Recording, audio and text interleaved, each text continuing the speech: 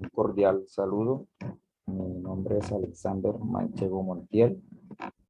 En esta oportunidad compartiré una presentación breve sobre modelos educativos, donde se realizará una comparación entre el modelo colombiano y el chileno. A esta presentación la he denominado una mirada a la educación. Ha sido la educación en Latinoamérica. Un breve recuento de algunos momentos que han marcado pues, la pauta en la educación.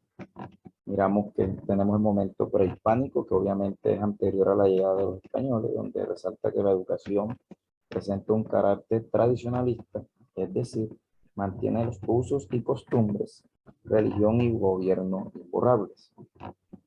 Luego, pues se da ese proceso violento, lo que fue denominado la conquista, ¿cierto? Y posteriormente, cuando estos invasores se asientan en el territorio, viene el proceso de la colonia, en el cual pues se trabajan dos modelos, el modelo lusitano y el hispánico, que obviamente es la llegada de los españoles, y este modelo pues es netamente europeo.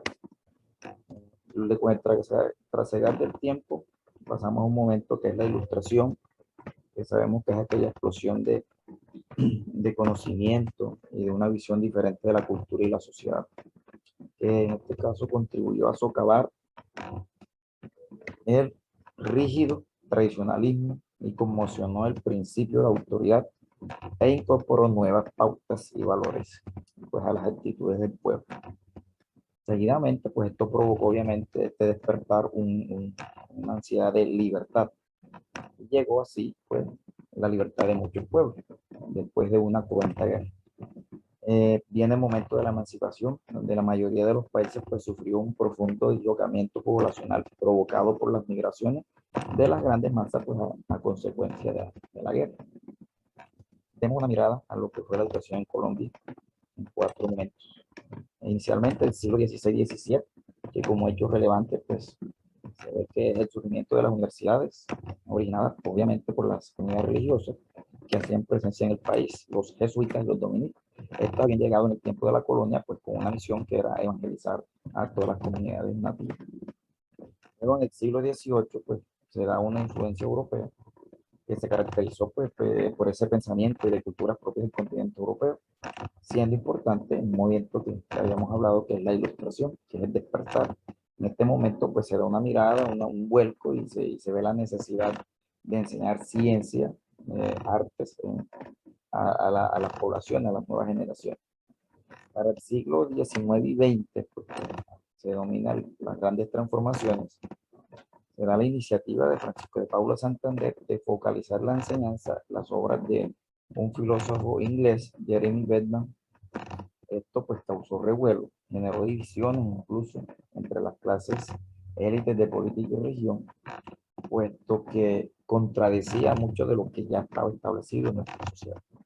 Y es así que más adelante emergen las escuelas nuevas del tipo, de lo cual pues Colombia puede, como folclóricamente decimos, sacar pecho, puesto que fortaleció mucho y llegó a lugares donde aún no había llegado la educación. Lo que va del siglo XXI, se advierte que es una época donde la educación se convierte en una preocupación transnacional. O sea, los países empiezan a mirar la educación no desde el punto de vista local, sino global, pues, debido a ese proceso de globalización, y empiezan a compartir, a investigar otros sistemas para fortalecer los sistemas propios, de lo cual pues Colombia ha hecho lo mismo. A manera de crítica, pues Colombia pues siempre ha tratado de buscar en otros modelos las herramientas para crear un modelo propio y quizás eso ha atrasado un poco la creación de un modelo original colombiano.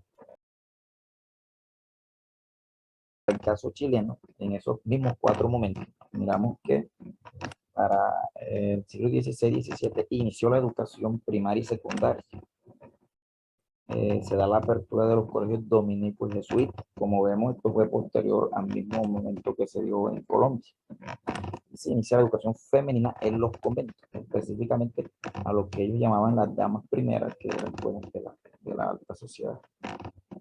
Para el siglo XVIII, pues inicia la educación femenina, también también se fortalecen los procesos de enseñanza indígena al interior de los cabildos y se inician las universidades pontificias.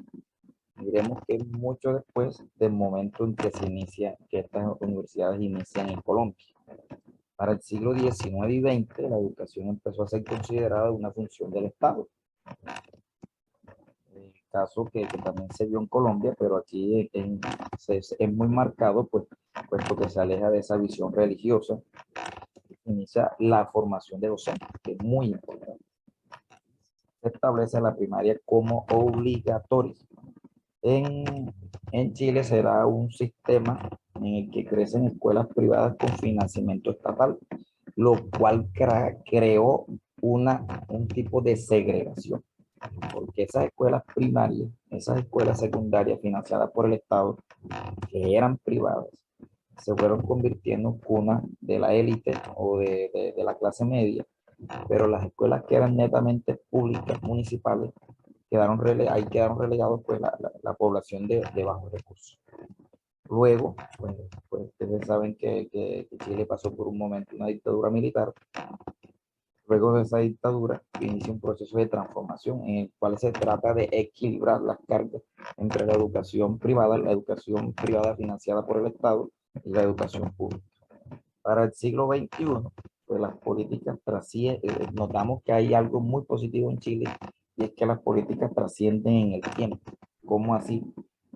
Muy a pesar de que se cambien los gobiernos, muy a pesar de que se cambió de estilo, pues de la dictadura militar incluso a la democracia, a la vuelta a la democracia, ciertas políticas se mantuvieron. Eso hizo que esos procesos se perfeccionaran y se fortalecieran cada vez más. O sea, no se zigzagueó probando diversas políticas, se apuntó algo a una visión y ahí se quedaron. Y también se ve pues, el fortalecimiento de la formación docente.